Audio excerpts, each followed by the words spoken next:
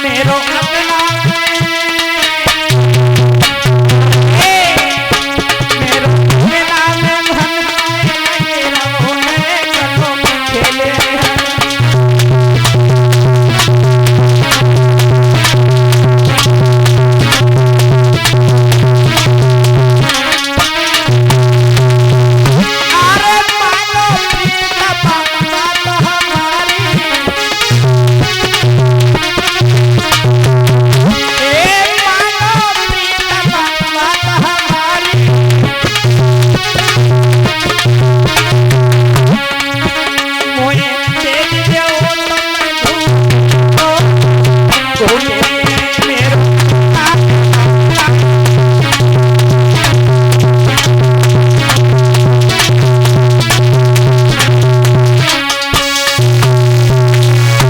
मेरे भागवत श्रोताओं, जब पवन रेखा ने इतनी बात कही और पवन रेखा की बात सुनने के बाद में महाराज उग्रसेन कहने लगे कोई बात नहीं, तुम अगर घूमना चाहती हो तो ऐसा करो, अपने संग की सहेलियों को और दासियों को लेकर के चली जाओ। पवन रेखा ने महाराज सहेलियों को साथ में लिया और जब सहेलियों को साथ में लेकर के ये जब जंगल में घूमने के लिए गई तो इन पे नजर एक दुर्मिलिक राक्षस की पड़ी और जब उसने देखा पवन रेखा देखने में इतनी सुंदर थी, वो राक्षस पवन रेखा पर मोहित हो गया और सोचने लगा कि मैं इसी के साथ में विषय भोग करूंगा और सोचने लगा अगर मैं अपने रूप में गया तो पवन रेखा हमें पहचान लेगी और जब पहचान लेगी महाराज तो हमें श्राप दे देगी, हम भस्म हो जाएंगे क्योंकि पतिव्रता स्त्री है। तो सोचने लगा हम क्या करें, तो इसने महाराज अपनी शक्ति के द्वारा एक बहुत बड़ा भयानक तूफान उठाया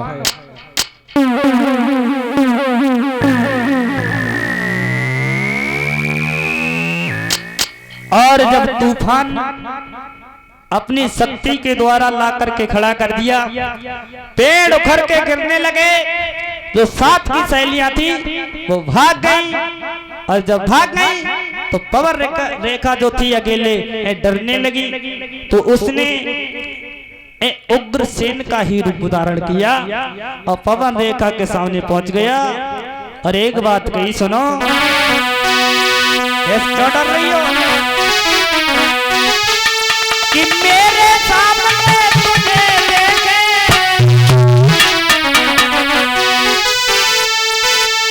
कि बोला प्रिय रुदन छोड़ो ओ हाजिर है तेरा रखवाला और मेरे सामने तुझे देखे है कौन भला हिम्मत वाला।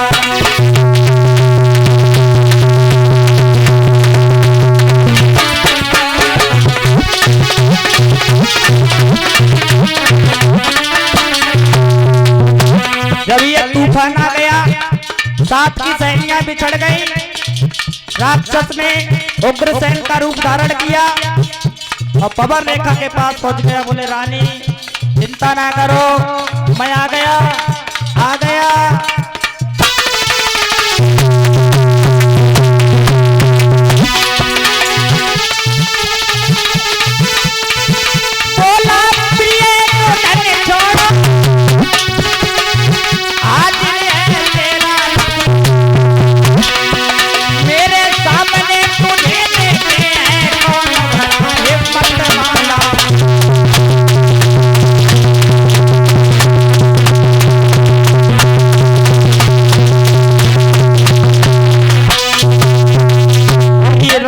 दुर्मिलिक जो था महाराज उग्रसेन का भेष रख करके पवन रेखा के पास में पहुंच गया और जब पवन रेखा के पास में पहुंच गया कहने लगा रानी आप चिंता मत करो क्योंकि मैं आ गया हूं। उसी समय महाराज ये पवन रेखा को साथ में ले गया कि धोखा से उस नीच ने और किया सती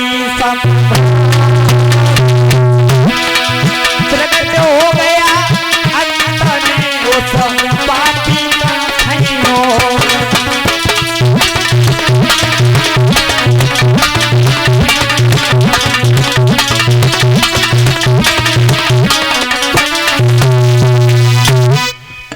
महाराज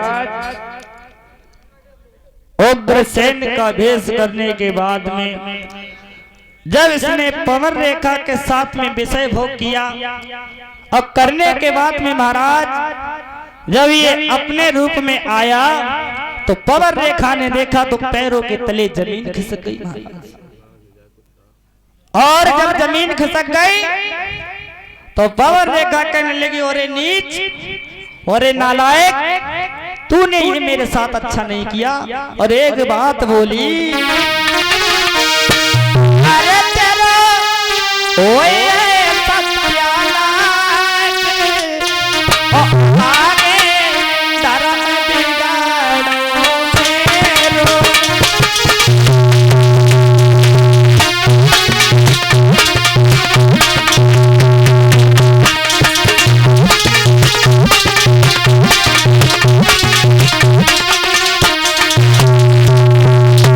पवन रेखा कहने लगी, नालायक, जो पहले जान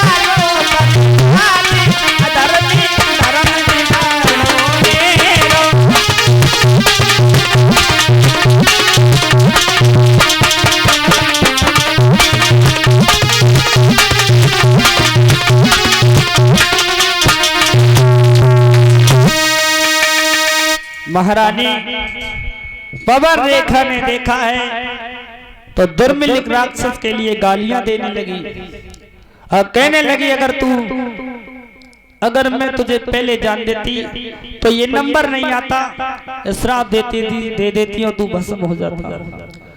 पवन रेखा से वो दुर्मिलिक नाम का राक्षस कहने लगा, सुनो, आप चिंता मत करो, मैं इसलिए आपके साथ में विषय भोग करना चाहता था क्योंकि आपके घर में कोई संतान नहीं थी।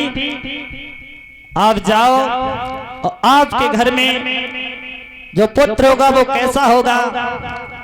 तो पवन रेखा जान कहने लगी, मैं जानती हूँ तेरे जैसा ही कोई नीच होगा। घर में ले राक्षस कहने लगा, सुनो महारानी, शायद आपको एक बात नहीं मालूम। एक बात कही कि मेरे समान योद्धा होगा और कोई नहीं पाएगा।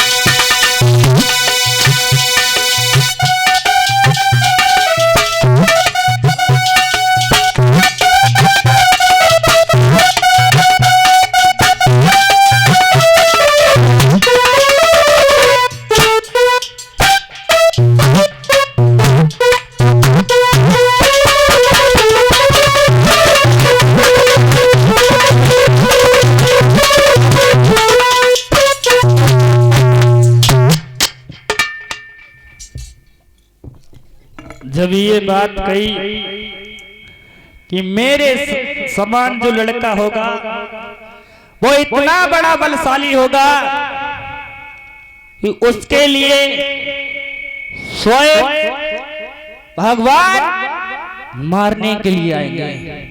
लेकिन एक बात और सुनो, दीन दुखियों को, संत महात्माओं को इतना सताएगा, चैन नहीं लेने देगा। और जब ये बात गई तो महाराज पवन रेखा वहां से चुपचाप चली। व्यास के पुत्र श्री सुखदेव जी अर्जुन के नाती महाराज परीक्षित को कथा श्रवण कराते हुए कह रहे हैं, राजन परीक्षित, इधर तो जब पवन रेखा के साथ में ये धोखा हो गया तो भाई पवन रेखा घर से वहां से चली आई घर चुपचाप। और जब चुपचाप चली आई तो पवन रेखा ने घर पे भी नहीं बताया। थोड़ा थोड़ा समय गुजर रहा है, वक्त बीत रहा है और समय के अनुसार महाराज जब पवन रेखा के गर्भ से उस लड़के ने जन्म लिया तो क्या हाल हुआ।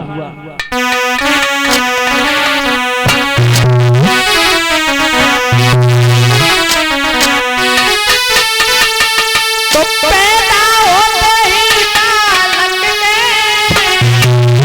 और आंधी तूफान और टूटने लगी बिजली परी के महाप्रलय सी होने लगी।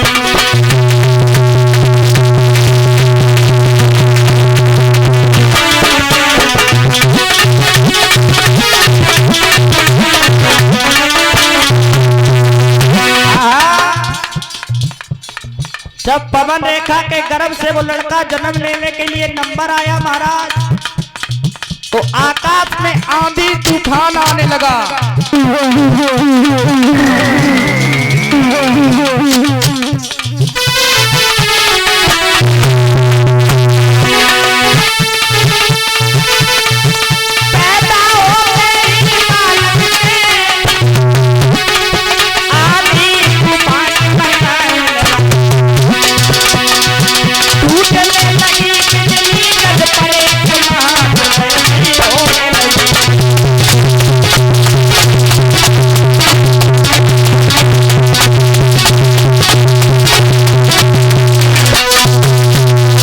जब पवन रेखा के गर्भ से उस लड़के ने जन्म लिया तो आंधी तूफान आने लगा महाराज। ऐसा लगता था कि जमीन कहीं को चली जा रही है।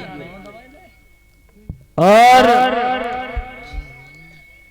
जब उस लड़के ने जन्म लिया महाराज तो गर्गाचार्य पंडित जी ने उसका नाम कंस रख दिया। और जब कंस नाम रख दिया, कंस धीरे धीरे जब बड़ा होने लगा, कुछ समझदार हुआ, तो ये बच्चों के साथ में खेल खेलने के लिए जाता था।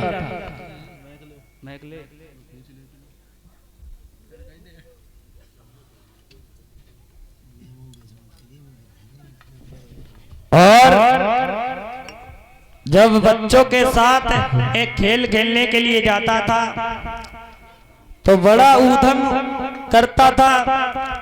कभी किसी बच्चे का हाथ तोड़ देता था, कभी किसी का एक पैर तोड़ देता था। एक बार बच्चों के साथ में खेल रहा था